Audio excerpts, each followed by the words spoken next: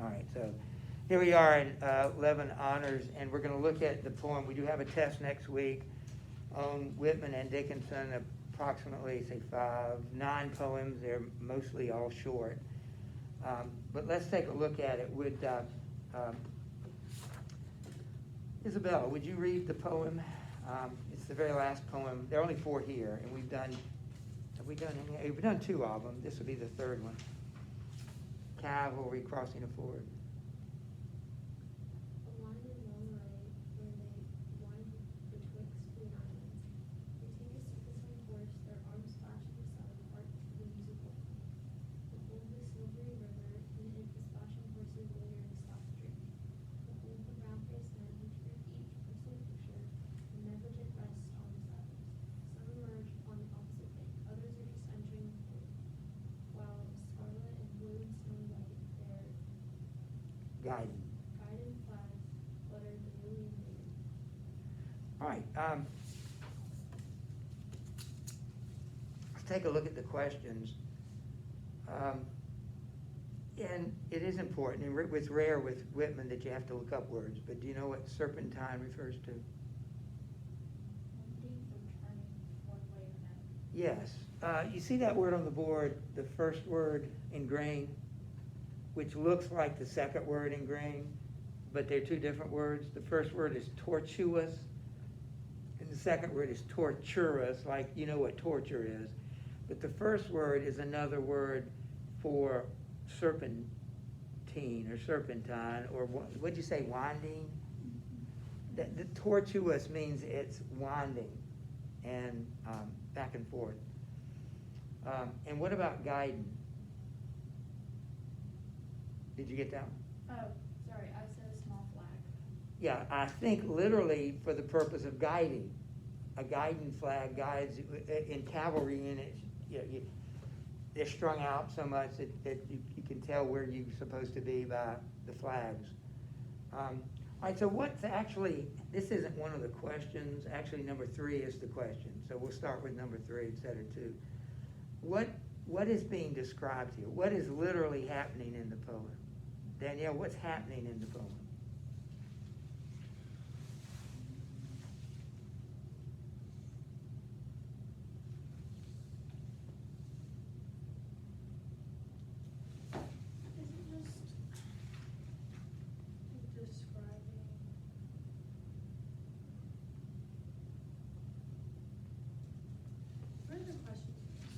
It's number 3. It says what occasion is being described. Remember, that's one of the basic questions you ask.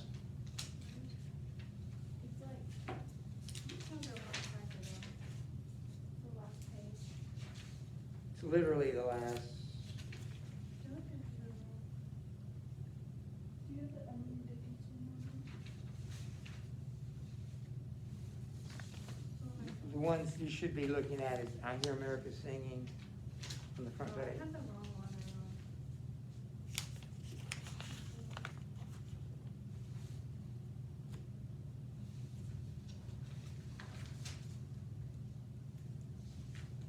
have the wrong one. Oh, wait, no, I have it. Sorry. The I Hear America Singing one? Yeah, but we're looking for the very last set of questions for the very last poem.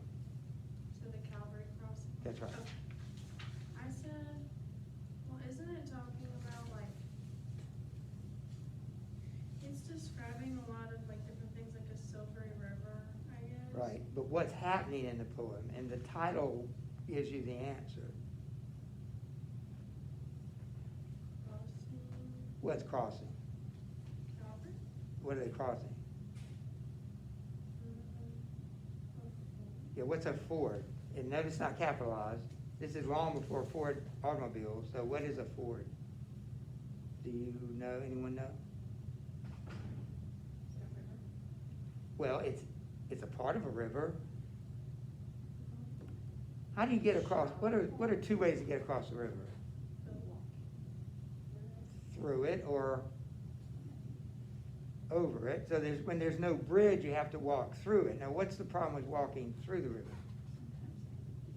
Right, so where would you want to choose to walk? Which is called a ford. So the shallow part of the river is a ford. You ford the river where maybe it's knee deep or something, but you don't have to swim across it. So literally, now, just a little tip here. It never says that in the poem. It says it in the title, so don't overlook the titles of poems. They sometimes add information that aren't even explicit in the poem. They are explicit in the poem, in the title. So this is a cavalry unit crossing a ford. We know he's a Civil War poet, so we assume that it's Civil War cavalry. Knowing where he was born and where he worked, which side of the Civil War do you think this unit is a part of?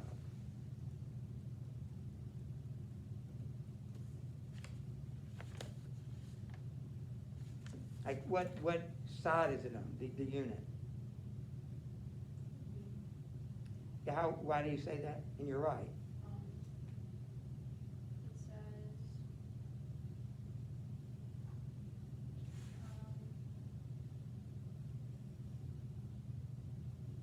well, it says, behold, the brown-faced man, each group, each person a picture. And then at the end, it says, like, fluttering gaily, which usually means happy. So, like, I think that slaves being happy that they didn't mean, like, born, because now they're, like, free. I don't know. Okay, why did you mention slaves? Um, Because this says a cavalry crossing a ford. oh, well, it says behold the brown-faced man. Oh, what else could account for their brown faces? What else could account for that? They could be dirty. Or, Isabella, why else could their faces be brown? From the sun. All right, very good. But you were right, it's a union, but what is the background of Whitman that would make you guess it was the union? Where was he born?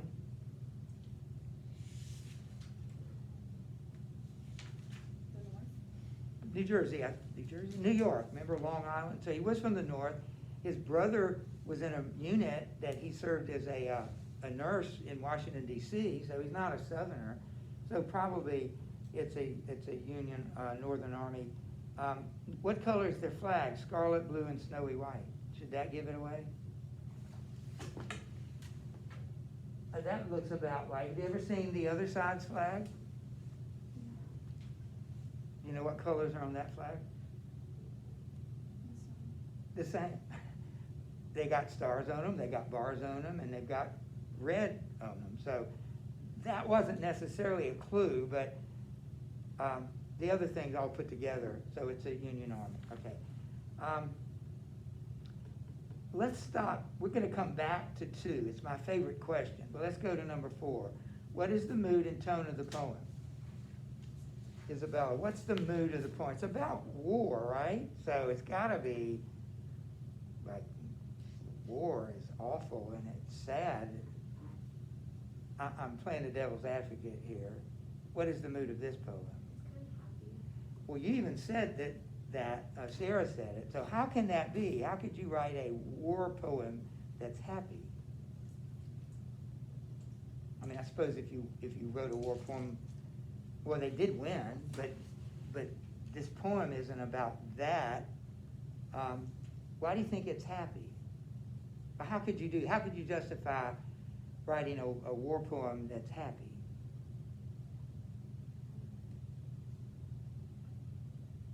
And what would they be happy about? They're soldiers. They're done fighting. Are they fighting currently in the poem? No, they're not. So that's one thing you can say about it, that there's no fighting going on here. Maybe we should go back. We still haven't answered the question. We're kind of right. It is sort of a happy poem, but I think it's odd that you would write a war poem that's happy. Can you figure out any other reason you could write a war poem that's happy?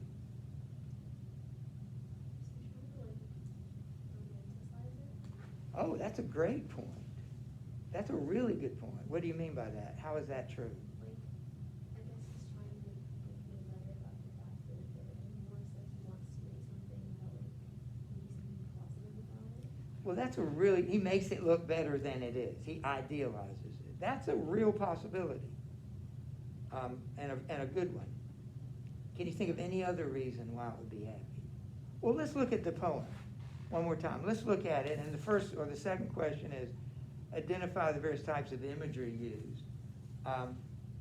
So, did you do that? Delaney, can you give me, and by imagery I mean sight, sound, touch, taste, and sight, sound, touch, what have I left out? Sight, sound, touch, taste, left something out. There are 5 of them. Sound. Sight, sound, touch, taste. Sight, what have I left out?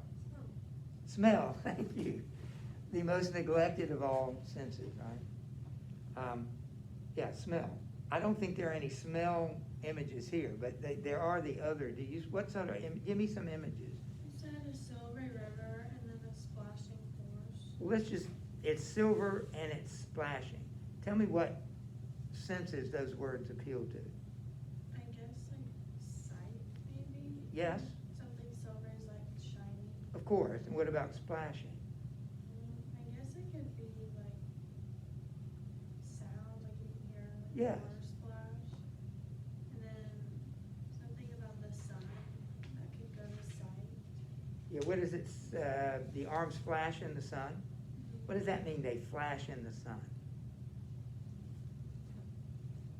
What do I mean by arms? I mean, these arms, The weapon. they're weapons, flash in the sun. Right? Going back to splashing, good images can appeal to 2 senses at the same time. So not only sound, but sight, because you can see the water splashing. Sierra, give me some more. I said for sight, I said the Green Island. And then Yes, for sound, I said the musical clink. very good. Isabella, why don't you give me a couple more? I guess, maybe like Flutter Flutter Gaily. gaily. What sense? Sight. And sound. You know, you've heard a flag flapping, is that what you call it? Snapping, you know how it snaps kind of back on itself. Of course, the flag, it's got scarlet, blue, and snowy white. Maybe that gives us a clue is why is the poem happy? Or why did he write a happy poem about war? Nobody's fighting here. What is it about the details that he chooses that make it happy? Like all those images, the sight, sound, taste, and touch images, why is that an attractive picture? And I think Isabella's right. It's maybe somewhat of a exaggerated picture, romanticized picture, but that's the one we've got to work with. So what makes that happy?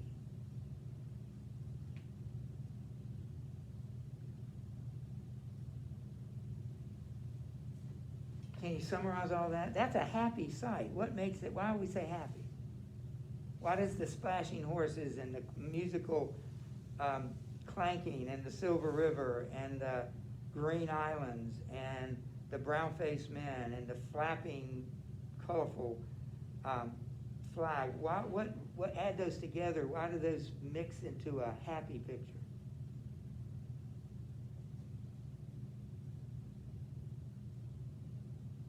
Is it just too obvious, the question? I mean, if you saw that, doesn't that conjure thoughts of happiness? You got bright colors, you got green, you got water, you've got horses. You know, it seems like every element that he chooses is positive. And, you know, it's like, I would like to be there. In fact, to me, this is as vivid as if he took a photograph, which they did have, but they didn't have color photography. But that's as vivid to me as a color photograph. So anyway, we've answered 2. And then let's go to 5. All right. Sarah, tell me of the words that describe the soldiers and their attitude. Maybe that's really going to clinch this for us. I said,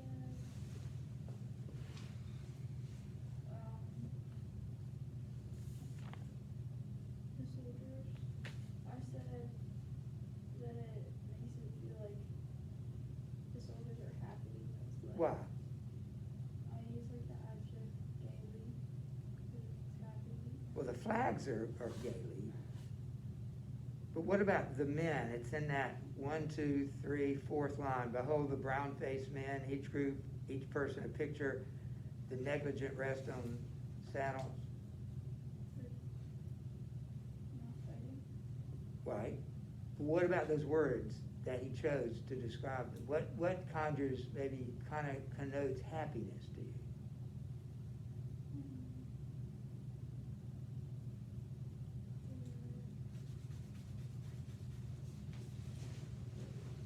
I have no idea.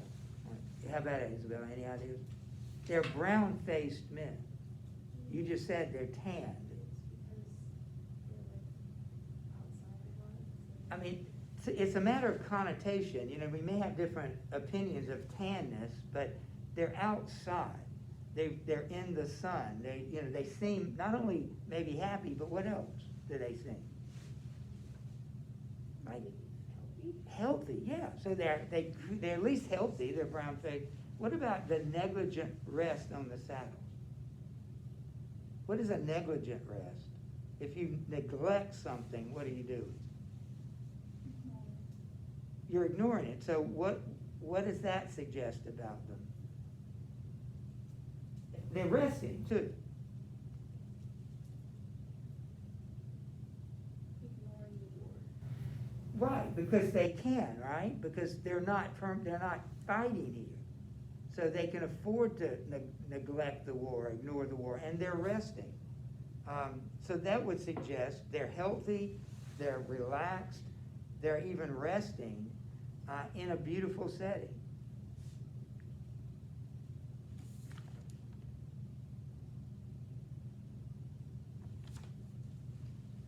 Can I suggest one more thing about what this says about war? I was hoping you might think of it, but this is question number 3. What does this tell you about war? Does it tell you anything? One more time, maybe. This is a war poem, but they're not fighting. So what does that tell you about war? It's not always a fight. It's what? It's not always a fight. Absolutely. That even war has its moments of maybe happiness. If you were in the army fighting a war, even you would find times where you're not fighting. You're not fighting 24 hours a day, 7 days a week, 52 weeks out of the year. There are times when if you weren't in the war and you liked horses, could you think of anything nicer, riding your horse on a beautiful river, splashing water on you under the sun? It would be a lovely thing for just some horse riding enthusiasts. And these soldiers, they get to enjoy that. Can I ask one more question, number 6? This is free verse. It's free of rhyme or rhyme scheme and rhyme. There's no rhyme in it. And it's free of meter. Why is that? What does that contribute to the poem? It doesn't have those restrictions on it, the restriction of rhyme and the restriction of meter.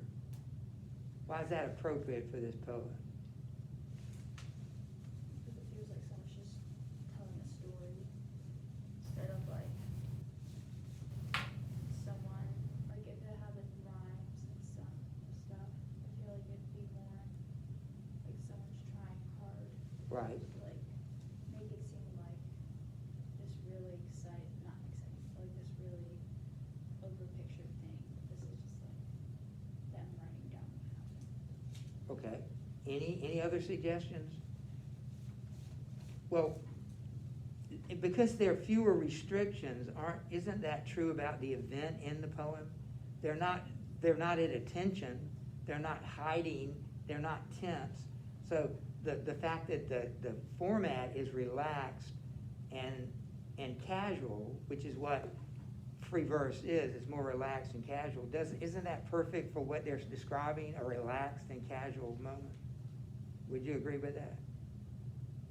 I think Isabella, I just see her head bobbing up slightly, I could barely, I did see that. Thank you.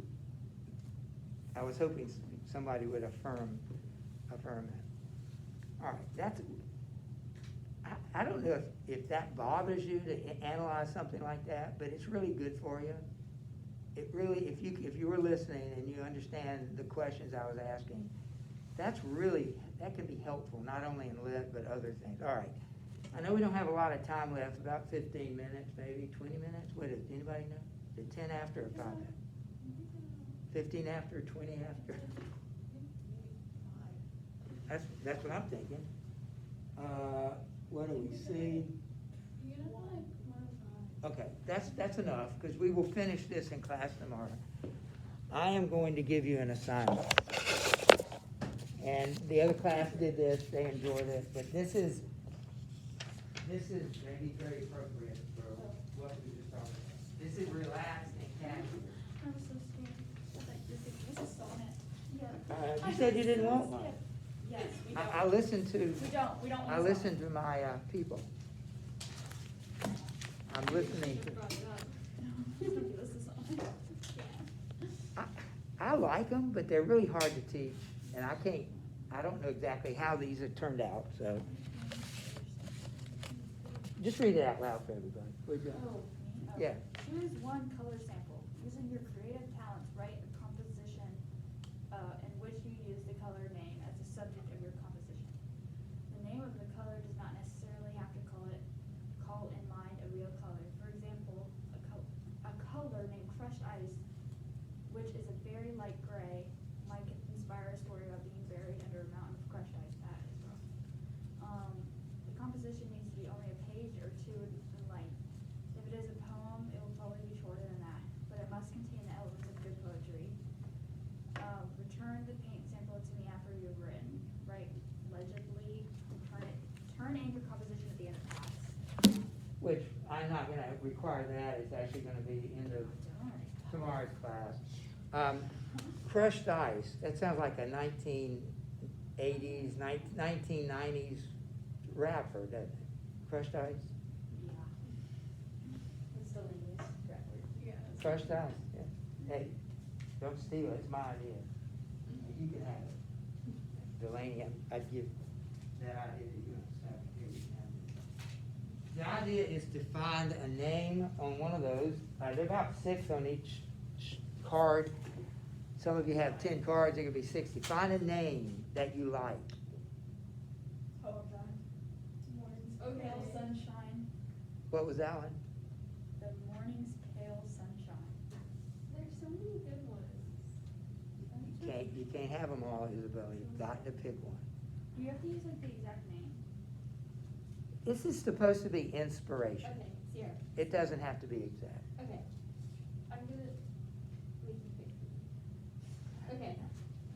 Scottish A lot of Acre, responsibility. Breezy Summer House, or Rosewood Cottage?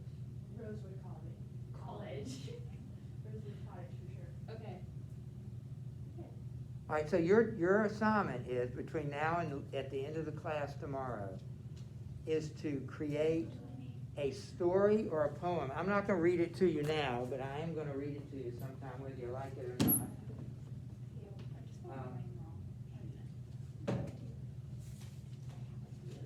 I wrote a story, actually I'm still writing it. This is, let me just show you what I did. I'm going to read it to you tomorrow. The name of the color was Sandbar, and so I wrote a story called Life in the Sandbar Cafe, and that's how long it was. Notice it's got dialogue, it's a scene, and I think it says maybe a page, maybe 2 pages. I think I would like it typed because I can read them better. Isabel, I can read them better if they're typed. But I'm not finished. I added to this. It's probably twice as long now. Well, not twice, but at least a whole half a page longer. So that's what I'm talking about. It can be a poem of any kind. It needs to be inspired by that name. You can use. I would like to use the name in the title at least, like Life in a Sandbar. Sandbar was the color. Yeah. Poem inspiration. So you get your own. You got about 13 minutes to get started, and then you got to give it to me tomorrow. I thought we would do a poem tomorrow, but we may not have time to do both. So if that's the case, we'll do this. This is the more important thing. Mr. Paul, can I use my phone? for Yeah. poem inspiration? What do you mean? Poem, yeah, I gotta, What about your, look up how to write a poem and then. we have been reading poems since day one in here. I know. I know we haven't done any modern poetry. That's not on our list. I keep hearing it too. That and that. Number one, read a lot of poetry if you wanna write There poetry. you go. There you go. So we can check that off. You read a lot of poetry. I have to listen to live poetry Recitation. I'm so sick. Recitation. I'm so sick of today.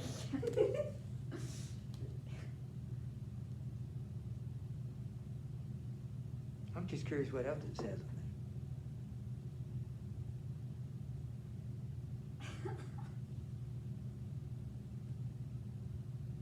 My mom was talking about if it goes out or electricity goes out. Why would it go out? For snow in Indiana. Oh. And my brother gave her sense. How am I supposed to watch the games today with no electricity? You should write about it. What? The game plan? Yes. I love the game. That's such a good movie. Stop. it? Everybody understand what you're doing? Now Sierra is now a pro. She looked it up on the internet. Now she knows how to write. Yeah. I looked at like one episode and What my was, mom texted what me. was the third thing? You said, I got the first two. Just curious what they say. Or the second. I thought you read two. The third was, it's not really, start small, like a haiku. See, I'm not even restricting you to that. You know what a haiku is, right? Remember? 5, 7, and 5 syllables. Not words, but syllables. But maybe you need several haikus because I want you to give me, maybe a page, something like that, maybe shorter, but you could, hey, you know what you could do? You could take several of those and write a haiku for each one. Syllables, 5, 7, and 5, 3 lines. You could write several on different topics. Does not have to contain meter or rhyme. Right, you don't have to rhyme it.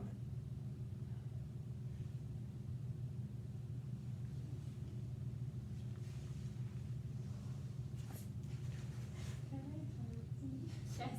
Mr. Bell? No, give me the green. Can I see the green? Can I see? Any green? It's just like this little